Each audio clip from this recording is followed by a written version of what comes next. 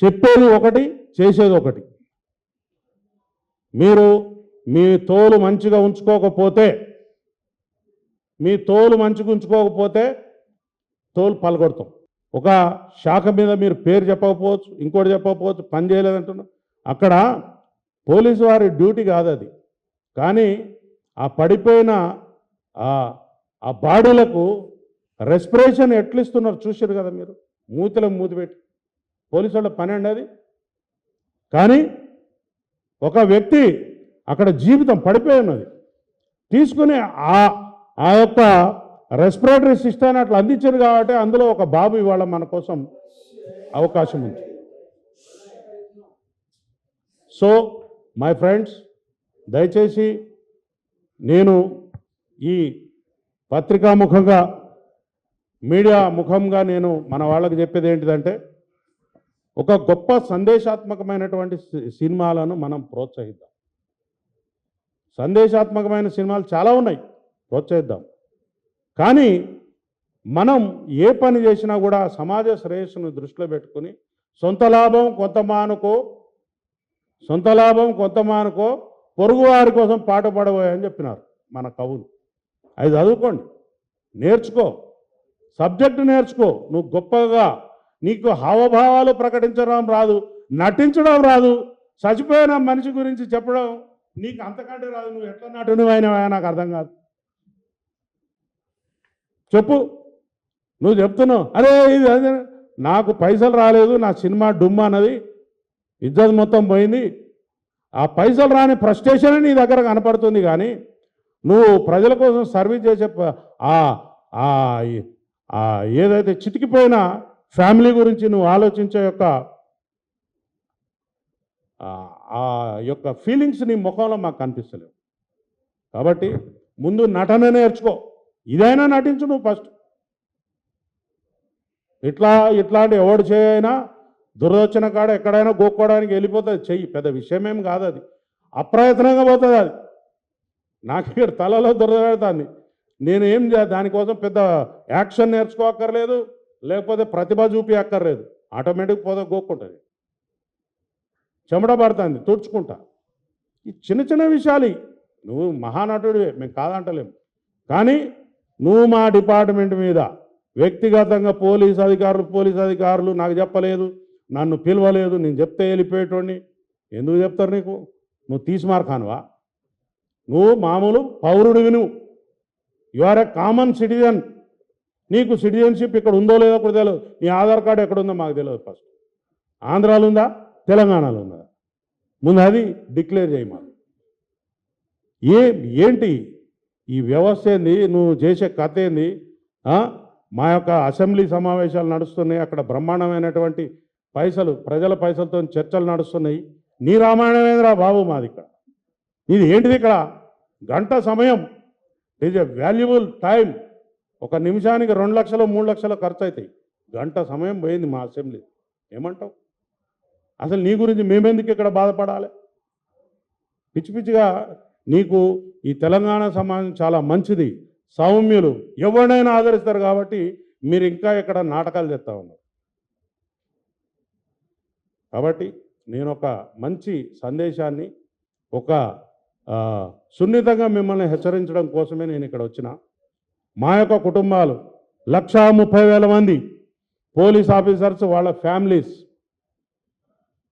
ఒక్కసారి అడ్డం తిరిగితే ఏం జరుగుతుందో మీకు తెలియదు. కాబట్టి నేను చెప్తున్నా, పోలీసు వారి మీద నోరు బారేసుకోవడం బంద్ చేయి. మా ఇన్వెస్టిగేషన్ చక్కగా లేదు, మేము సరైన సెక్షన్లు పెట్టలేదు. There is a platform. నువ్వు చక్కగా పో, చట్టం దగ్గర పో. వీళ్ళు సరి అయినటువంటి నా మీద అభియోగాలు పెట్టలేదు కాబట్టి దాన్ని రద్దు చేయించుకున్న తర్వాత నీకు ఇంకా బాగా కసి కోపం ఉంటే వారి మీద డిఫేమేషన్ సూటి. కానీ అడ్డదిడ్డంగా పోలీస్ అధికారుల జోలికి వస్తే మాత్రం ఇందాక నేను చెప్పినట్టు కట్ అయిపోతుంది, రీల్స్ కట్ అవుతాయి. సీదా చెప్తున్నా, రీల్స్ కట్ అవుతాయి. ఇన్ని రోజులు మేము వేచి చూసినాం. ఇంకా కొంతమందికి చెప్తున్నా నేను, పోలీస్ ఆఫీసర్ వాడేవాడు వీడేవాడు దొమ్మికొద్దాం అది చేద్దాం అనుకున్న పెద్ద మనుషులకు కూడా రీల్స్ కట్ అవుతాయి. మేము టాలరేట్ చేసే స్థితిలో లేం. Be careful in future. చట్టం ఏదైతే పోలీస్ ఆఫీసరు చేస్తాడో ఆ చట్టంలో నీకు ఎటువంటి నొప్పి కలిగినా నీకు చాలా ఏజెన్సీస్ ఉన్నాయి, వేదికలు ఉన్నాయి, మీరు ఆ ప్రదేశాలలో పోయి ఈ పోలీసు మీద యాక్షన్ తీసుకోండి అని చెప్పచ్చు. కానీ అంత పని చేసి దగ్గర దగ్గర 10,000 మంది క్రౌడ్ ఉన్నది, 50 మంది కూడా లేరు అక్కడ ఆఫీసర్స్. మొత్తం నీకు పోలీసులతో వచ్చి నీకు అక్కడ పనిచేస్తున్న తర్వాత కూడా నువ్వు పోలీసుల్ని కించపరిచినట్టు మాట్లాడుతున్నావు అని అంటే నువ్వు ఏమనాలో? నీకు ధమాకు ఉండి మాట్లాడుతున్నావా, ధమాకు లేక మాట్లాడుతున్నావా, లేకపోతే సామాజిక స్పృహ ఉన్నదా, చట్టం చదువుకున్నావా? ప్రతి ఒక్క పౌరుని బాధ్యత రాజ్యాంగం గురించి తెలుసుకోవటం, చట్టం గురించి తెలుసుకోవటం. చిన్న చిన్న విషయాలు కూడా మీరు ముందేసుకొని ఎవరిని బ్లేమ్ చేద్దాం అనుకుంటున్నారు, ఎలా బయటపడదాం అనుకుంటున్నారు? This is not the way. నువ్వు ఎవరినో బదనాం చేసి బయటపడాలనుకునేది తప్పు. నువ్వు చేసింది తప్ప రైటా అనేది కూడా నేను చెప్పాను. ఎందుకంటే నీ విజ్ఞతకు వదిలేస్తా. నీ దగ్గర ఉన్న చట్టాన్ని నడిపించే న్యాయవాదులు మీ దగ్గర ఉన్నారు, వారు చెప్తారు నువ్వు. అంతేగాని కోర్టు ఏం చెప్పింది? కోర్టు విషయాలు నేను మాట్లాడకూడదు, కానీ ఏం చెప్పింది? నీ కోర్టు కేసు తీసేసిందా? తీసేస్తే మరి మంచిగా హ్యాపీగా తిరుగు. తీసేసిందాక మాత్రం నువ్వు ముద్దాయివే కదా. ముద్దాయి ఏం చేయాలి? నీకు రెగ్యులర్ బెయిల్ కూడా కాదు, ఇంటరిమ్ బెయిల్. నువ్వు దాన్ని చూసుకుని నాకు అంత స్వేచ్ఛ వచ్చేసింది అనుకోవద్దు. You are under the clutches of law. చట్టాన్ని నువ్వు ఖచ్చితంగా పాటించవలసినదే. చట్టాన్ని పాటించకపోతే జైలు ఊసల వెనక ఉండాల్సిందే. అది చట్టం. మీరేమన్నా మాకు చుట్టమా? మీరేమన్నా మాకు శత్రువా? మీరేమన్నా మాకు లేకపోతే పాలోడా పగోడా? ఏమున్నది మీతో మాకు?